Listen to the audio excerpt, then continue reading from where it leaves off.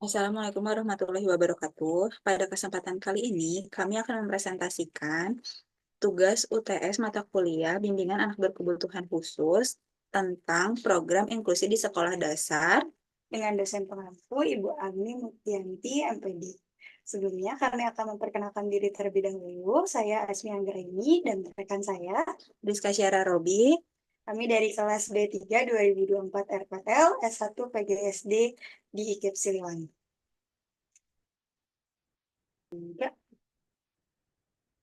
Pada kesempatan kali ini, kami akan membahas tentang program inklusi di sekolah dasar.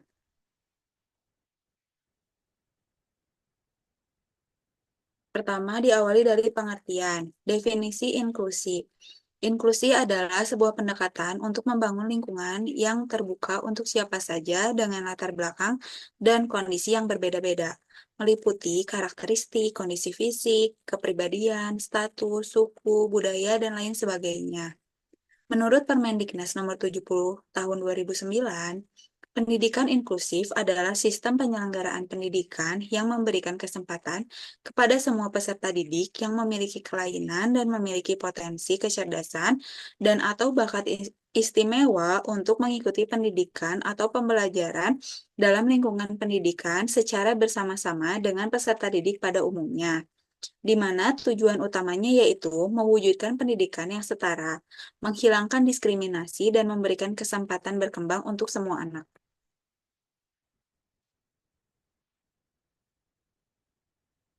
Prinsip-prinsip inklusi, yang pertama ada aksesibilitas, di mana eh, memfasi- memastikan fasilitas dan kurikulum dapat diakses oleh semua anak. Yang kedua ada kesetaraan, yaitu menciptakan lingkungan belajar yang setara bagi ABK dan anak-anak normal. Yang ketiga ada partisipasi, yaitu memberikan ruang kepada ABK untuk aktif berpartisipasi dalam kegiatan kelas. Dan yang keempat ada penerimaan, mengedukasi siswa reguler untuk menerima perbedaan dan mendukung ABK. Tujuan dari pendidikan inklusi yang pertama ada memberikan kesempatan yang seluas-luasnya kepada semua peserta didik yang memiliki kelainan fisik, emosional, mental, dan sosial, atau memiliki potensi kecerdasan dan atau bakat istimewa untuk memperoleh pendidikan yang bermutu sesuai dengan kebutuhan dan kemampuannya. Tujuan yang kedua ada mewujudkan penyelenggaraan pendidikan yang menghargai keanekaragaman dan tidak diskriminatif bagi semua peserta didik. Peserta didik pada pendidikan inklusi secara umum adalah peserta didik yang ada di sekolah reguler, tidak hanya anak yang berkebutuhan khusus, tetapi juga mereka yang termasuk anak-anak normal. Anak berkebutuhan khusus adalah anak yang secara signifikan mengalami kelainan, masalah, dan atau penyimpangan, baik fisik, sensori, mental, intelektual, sosial, emosi, perilaku, atau gabungan dalam proses pertumbuhan atau perkembangan dibandingkan dengan anak-anak lain seusianya, sehingga mereka memerlukan pelayanan pendidikan khusus. Kategori anak berkebutuhan khusus terdiri dari anak yang memiliki gangguan sensorik, gangguan fisik, gangguan perilaku dan emosional, gangguan belajar spesifik, dan gangguan perkembangan.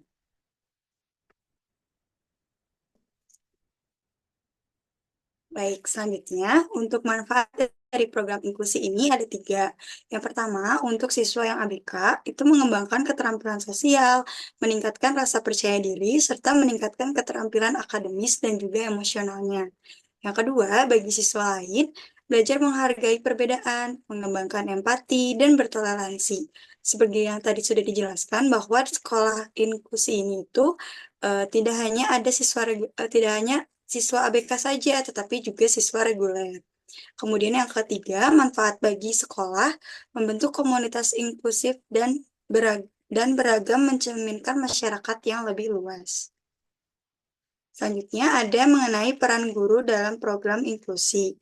Yang pertama, ada guru kelas. Guru kelas di sini memfasilitasi interaksi positif antara siswa, membuat pelajaran yang bisa diakses oleh semua siswa. Kemudian ada juga yang namanya guru pembimbing khusus. Di sini guru pembimbingnya membantu siswa yang berkebutuhan khusus sesuai dengan kebutuhan dari setiap siswanya. Kemudian yang ketiga, ada guru mata pelajaran, di mana guru ini nantinya menyesuaikan materi dan juga metode pengajaran untuk ABK. Biasanya untuk guru mata pelajaran ini seperti pelajaran agama, bahasa Inggris, kesenian, dan pembelajaran di luar dari pembelajaran inti seperti matematika, IPA, IPS. Yang selanjutnya ada mengenai tantangan implementasi program inklusi. Yang pertama, ada keterbatasan fasilitas, di mana ruangan dan fasilitas yang tidak ramah untuk disabilitas. Misalnya, tidak adanya ruangan untuk kursi roda, kemudian tidak ada kurangnya space yang besar untuk kursi roda itu masuk ke dalam ruangan kelas, atau apa jalanan khusus yang digunakan untuk eh, penyandang yang disabilitas. Kemudian yang kedua, kurangnya sumber daya guru atau pembimbing dan alat bantu yang kurang. Guru pembimbing, seperti sebelumnya dijelaskan, itu terdapat guru kelas dan guru pembimbing. Nah, di beberapa sekolah itu belum memiliki guru pembimbing ABK ataupun alat bantu untuk siswa-siswa yang ABK. Kemudian yang ketiga, ada penerimaan siswa dan orang tua.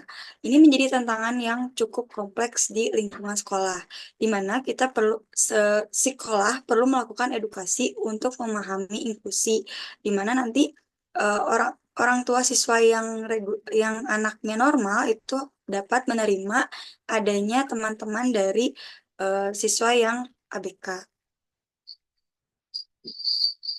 Selanjutnya ada strategi mengatasi tantangan.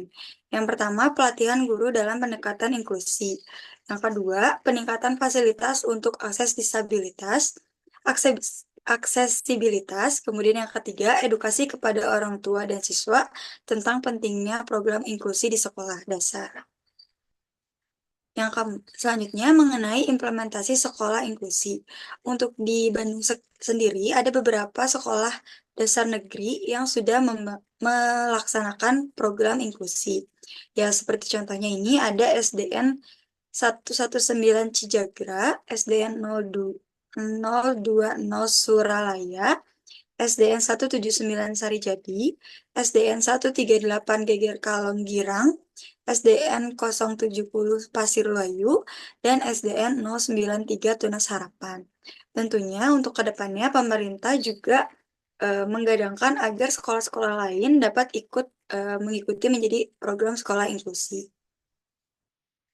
Nah, untuk kesimpulan dari paparan presentasi hari ini, yang pertama, pendidikan inklusif di SD membantu membangun masyarakat yang adil, di mana tidak hanya ada siswa yang reguler saja yang bersekolah, tetapi juga ada siswa-siswa yang berkebutuhan khusus belajar di sekolah dasar.